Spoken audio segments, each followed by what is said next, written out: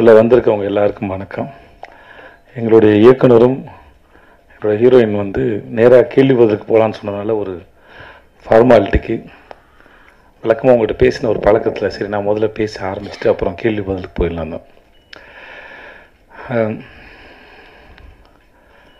எங்கேருந்து ஆரம்பிக்கிறதுன்னு தெரியல. ஏன்னா இந்த படம் ஆரம்பிக்கிறதே ஒரு நிறைய சண்டை சச்சரவுகளுக்கு நடுவில் தான் இந்த படம் முதல்ல தொடங்கினது. முதல்ல அந்த இயக்குனரும் இந்த நடிகரும் ஒன்று சேர அந்த விஷயம் தொடங்கினது வந்து எங்களுக்கே எதிர்பார்க்கல. நானும் வந்து என்றைக்குமே இவரோட வேலை செய்யக்கூடாதுன்னு இருந்து அவரும் என்னோட வேலை செய்யக்கூடாதுன்னு இருந்து அதுக்கப்புறம் ரொம்ப சாதாரணமான ஏன்னா ரெண்டு பேருக்கும் பெருசாக தனிப்பட்ட முறையில் கோவம் எதுவும் இல்லாதனால ஒரு சின்ன பூ மலர்வதை போல் அந்த அன்பு வந்து அவ்வளோ நேரம் கோவம் எல்லாம் மறந்து ஒரு அன்பாக மலர்ந்து அதுக்கப்புறம் வந்து அவர் கதை சொல்லி அதுக்கப்புறம் படப்படப்படம் எல்லாமே நடந்துருச்சு. கிட்டத்தட்ட எனக்கு அவர் 2009 தெரியும்னு நினைக்கிறேன். இல்லை சார், 2009 தெரியும். இன்றைக்கி தான் மத்தியானம் பேசணும். அவருக்கு நேஷ்னல் அவார்டு வரும்போது நான் அவரை என்னோடய தென்மேற்கு பொருட்காட்டு படத்துக்கு ஆடியோ லான்ச்சுக்கு இன்வைட் பண்ண போனேன். நானும் அவர் மட்டும் தான் இருந்தோம். அவருக்கு அந்த மெசேஜ் எதுவும் நான் தான் படித்து சொன்னேன். ஃப்ளைட் டிக்கெட் எதுவும் நான் தான் படித்து அவருக்கு சொன்னேன் நான். ஸோ ஏதோ ஒரு பெரிய சர்க்கிள் வந்து கம்ப்ளீட் ஆன மாதிரி இருந்தது. ஸோ இந்த படம் தொடங்கினதே ரொம்ப அழகான அற்புதமான ஒரு அனுபவம். அப்புறம் எங்கள் ப்ரொடக்ஷன் கம்பெனி சத்யஜோதி பற்றி ரொம்ப நாள் தெரியும். ஆனால் அவங்க 3ஆம் பிறை இதெல்லாம் அவங்க பண்ணவங்க அங்கே தான் தொடங்கியிருக்காங்கிறது எனக்கு பெரிய ஆச்சரியம்.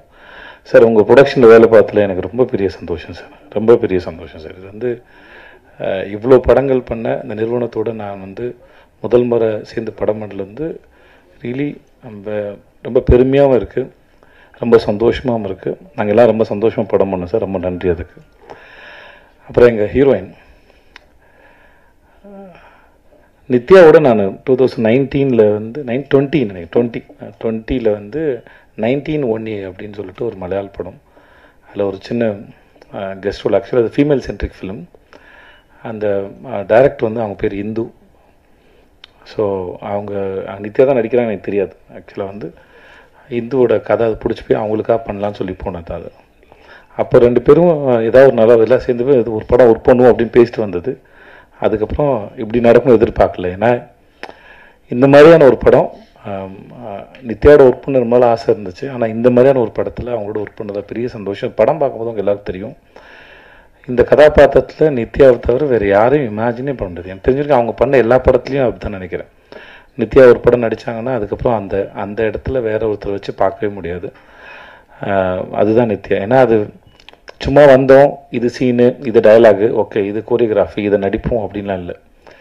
அதை முழுமையாக புரிஞ்சுக்கிட்டு அது என்ன பண்ணலாமோ, இன்னும் எப்படிலாம் பண்ணலாமோ, டைரக்டுக்கு என்னெல்லாம் தேவையோ அது எல்லாத்தையும் சரியாக புரிஞ்சுட்டு அதை சரியாக பண்ணிடணும் மெனக்கிடக்கூடிய ரொம்ப அற்புதமான ஒரு ஆர்டிஸ்ட்டு. நான் நித்யாவோட ஒர்க் பண்ணது ரொம்ப பெரிய சந்தோஷம். தேங்க்ஸ் நித்யா, இந்த படத்தில் நீங்கள் வந்து ரொம்ப நன்றி. பாண்டே சார் பற்றி சொல்லிட்டேன், சண்டே பற்றி தான் சொன்னேன். ஆனால் நிறைய பேர் ஒர்க் பண்ணியிருக்கோம். ஆனால் அது ஒரு பிரயாணம் மாதிரி வச்சுக்கோங்களேன். நம்ம ரொம்ப தூரம் பிரயாணம் போயிட்டே இருப்போம். அந்த பிரயாணம் செய்யப்பட்டு ஒரு 500 கிலோமீட்டர் பிரயாணம் பண்ணுறோன்னா ஒவ்வொரு கிலோமீட்டரும் மனசில் தங்காது. ஆனால் அது ஒரு 5-6 இடங்கள் எங்கேயாவது இளைப்பாறை இருப்போம், ஏதாவது இடத்த உட்காந்து ரசிச்சிருப்போம், எங்கேயாவது சாப்பிட்ருப்போம், எங்கேயும் சும்மா வெறும்னே இருந்திருக்கும். சில இடத்துல மேகங்கள் அழகாக இருக்குன்னு ரசிச்சிருப்போம், படங்கள் எடுத்திருப்போம். அந்த ஞாபகங்கள் மட்டும் வந்து அந்த பிரயாணத்தினுடைய மெமரிஸ். அந்த மெமரிஸ் வந்து திரும்பி ஒரு முறை நினைக்கும் போது அந்த பிரயாணத்துக்கு போயிட்டு வரலான்னு தோணும் வைக்கும். அந்த மாதிரி நான் அவரோட வேலை பார்த்தது ரொம்ப அற்புதமான பிரயாணத்தில் இருக்கக்கூடிய ஞாபகங்களில் முக்கியமான ஞாபகம் வந்து இயக்குனர் திரு பாண்டியராஜாவுடைய எழுத்தில் இயக்கத்தில் வேலை பார்த்தது. அஃப்கோர்ஸ் கொஞ்சம் கஷ்டமாக இருந்தாலும், அந்த மனுஷன் டார்ச்சராக இருந்தாலும், சில சமயம் இந்த சொல்லுவாங்கள்ல, இந்த இவரோட படத்தில் வரும், பசங்க படத்தில் வருவாங்க, யாராவது பையனை அடிக்கிறதுக்கு ஆள் கூட்டுப்போம்ல சார், இன்னொரு பையன் இல்லையா, அந்த மாதிரி ப்ரொடக்ஷன் கம்பெனி எங்களை அடிக்கிறதுக்கு ஆள் வச்ச மாதிரி இருந்த ஆள் தான் பண்ணுறாச்சு. அவங்க ரெண்டு பேரையும் அந்த நித்யா மேனனி விஜய் சேதுபதி வச்சு டார்ச்சர் பண்ணுங்க அப்படின்னு நினச்சா எப்படி இருக்குமோ அந்த மாதிரி தான். சும்மா சொல்கிறேன், ஆனால் நிஜமாகவும் சொல்கிறேன். சும்மா மாதிரி நிஜமாக சொல்கிறேன், நிஜமாக மாதிரி சும்மா சொல்கிறேன். இது எப்படி சொல்கிறீங்கன்னு எடுத்துக்கோங்க. ஆனால் படன்னு இருக்கும். ஆனால் நின்று அதை ரசித்து